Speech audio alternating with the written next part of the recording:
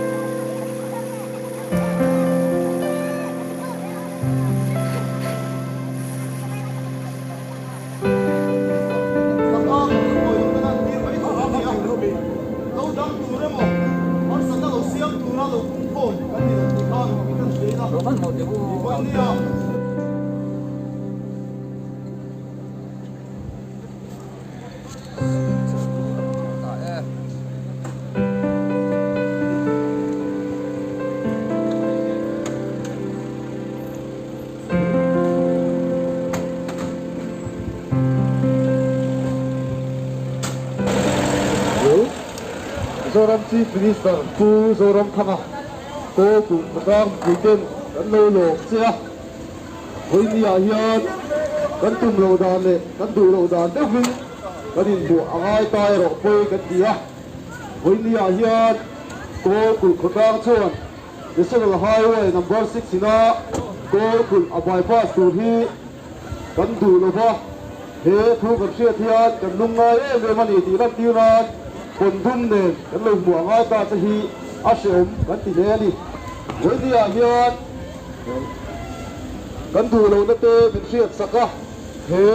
National Highway number 6ที่น่าดูเตะเนี่ยก็คุณอภัยพาสตูที่ Ministry of Road Transport and Highways เนี่ยนะอารังตัวยังเป็นระนักตะกะเฮกง survey ชนะตัวระดึงเงินสักตัวรินกันเงินเสียที่วันนี้เฮลัยเราก็ครบได้เฮียนกันถูนั่นเองลัทธิตัวเราปนทุ่มเนี่ยนะพวกจะฮีกันถูฝั่งเรื่องกันดีเราที่เป็นเสียดสักกะ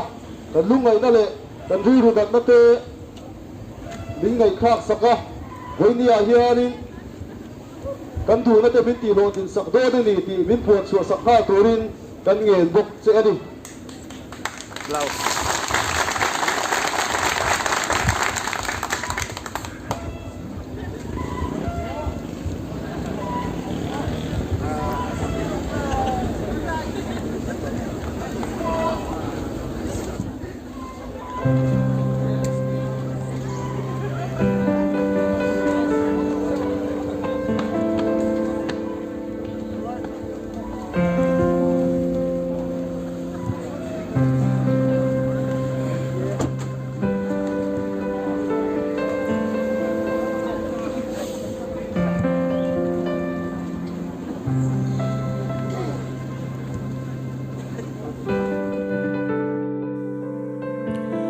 National Highway number 6 true lane widening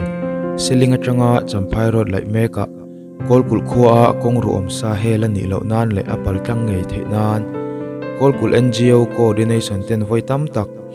Mizoram Chief Minister le NHIDCL company how to te amuto a Mizoram pum deng chuak media a National Highway number 6 in kolkul khua a hel lo tur thu riat tirna au nuwa survey alan daning kolkul khua National Highway number 6 in bypass road a hel dan tu road me pa mu turin om tamai chu kolkul khotlang mi puiten hriat thiam har an ti hle ani January ni som pakhat sang ni som ni pakhat khan joint survey nei tura local khozol additional DC le a hote chu dulte daya lo dangin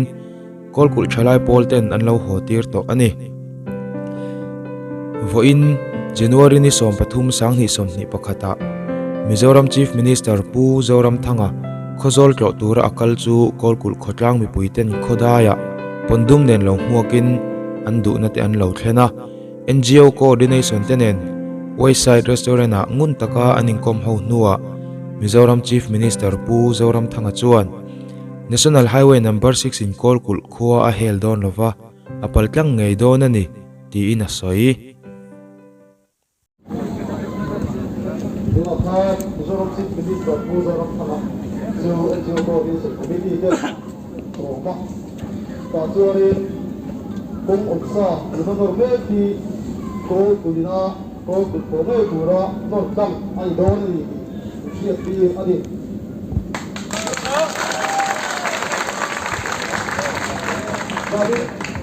dari ka hian koso la kan na ro do na ta chuan apa dia ko ini soira ada official survey kalau dia cerita kah apa indila dari kaya arul le tebuna arul nak hadona nak tu lama ini chai di sia tene meeting anne na akhar don bo ani kita